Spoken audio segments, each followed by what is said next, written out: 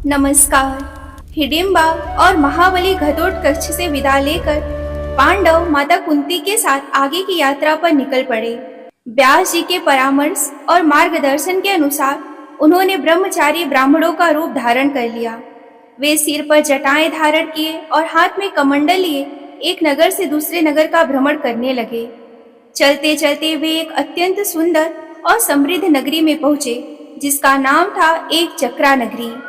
वहां पहुंचकर पांडवों ने अपनी पहचान छुपाए रखने के लिए एक सदाचारी ब्राह्मण के घर में शरण ली। वे दिन भर नगर में घूमकर भिक्षा मांगते और शाम को जो भी भिक्षा मिलती उसे माता कुंती के सामने लाकर रख देते। कुंती उस अन्न के दो बराबर भाग करती थी।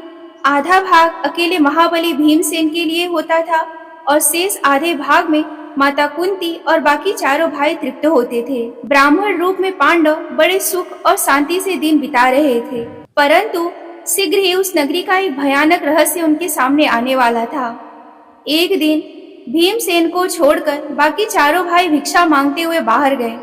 घर में केवल भीम और माता कुंती ही थे। तभी अचानक उन्हें उस ब्राह्मण के घर के भीतर से रोने और विलाप करने की हृदय विदारक आवाजें सुनाई दी। ब्राह्मण और उसकी पत्नी अत्यंत दुखी होकर एक दूसरे से कह रहे थे कि अब इस जीवन का अंत आ गया है। उत्सुकता और करुणावश माता कुंती उस ब्राह्मण परिवार के पास गई और उनके दुख का कारण पूछा। कुंती ने कहा, हे श्रेष्ठ ब्राह्मण, आप हमारे आश्रयदाता हैं। आपका यह रोना मुझसे देखा नहीं जा रहा। कृपया मुझे बताइए कि आप पर क्या विपत्ति आई है। यदि संभव हुआ तो हम आपके इस संकट को अवश्य दूर करेंगे। ब्राह्मण ने अपनी आंखों में आंसू भरकर कहा कि हे कल्याणी, इस नगर के समीप एक घने वन में बकासुर नाम का एक अत्यंत क्रूर, बलवान और नरभक्षी राक्षस रहता है। वह इस पूरे नगर का राजा बन बैठा है। उसने इस नगर के लोगों की रक्षा करने के बदले एक भयानक शर्त रखी है। हर सप्ताह नगर के एक घर से एक गाड़ी अन्न, 2 भैंसे और एक मनुष्य को उसके भोजन के लिए वन में भेजना पड़ता है। यदि कोई ऐसा नहीं करता तो वह पूरे नगर को नष्ट कर देता है। ब्राह्मण ने आगे रोते हुए कहा, आज इस क्रूर राक्षस के पास जाने की बारी मेरे घर की है। मेरे घर में केवल मैं, मेरी पत्नी, एक छोटी कन्या और एक नन्हा पुत्र है। यदि मैं जाता हूँ तो मेरा परिवार अनाथ हो जाएगा। यदि मेरी पत्नी जाती है तो बच्चों का पालन पोषण कौन करेगा? मुझे समझ में नहीं आ रहा कि मैं किसे मौत के मुंह में भेजूं।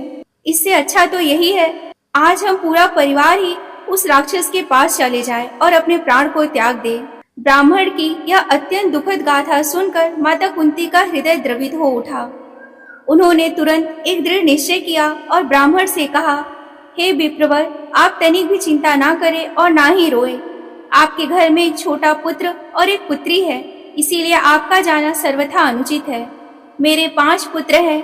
मैं आज अपने एक पुत्र को उस राक्षस का भोजन बनने के लिए वन में भेजूंगी। वह आपके बदले उस गाड़ी को लेकर जाएगा। यह सुनते ही ब्राह्मण चौंक गया और हाथ जोड़कर बोला, नहीं माता, यह अधर्म मैं कदापि नहीं कर सकता।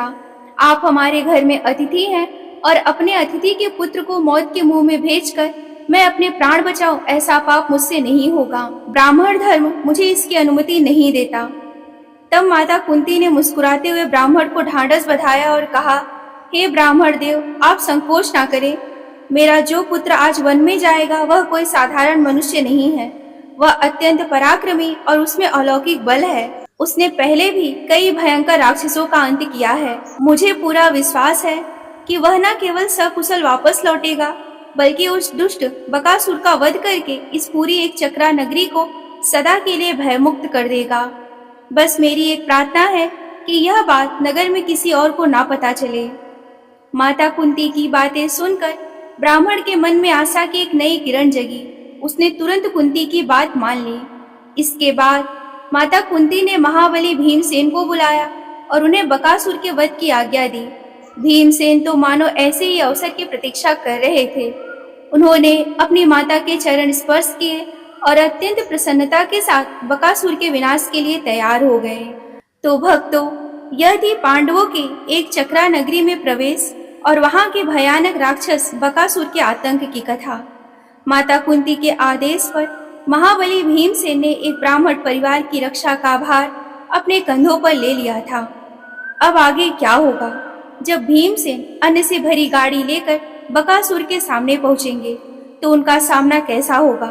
क्या भीमसेन बकासुर के इस क्रूर साम्राज्य का अंत कर पाएंगे? यह हम सब जानेंगे महाभारत श्रृंखला के अगले एपिसोड में।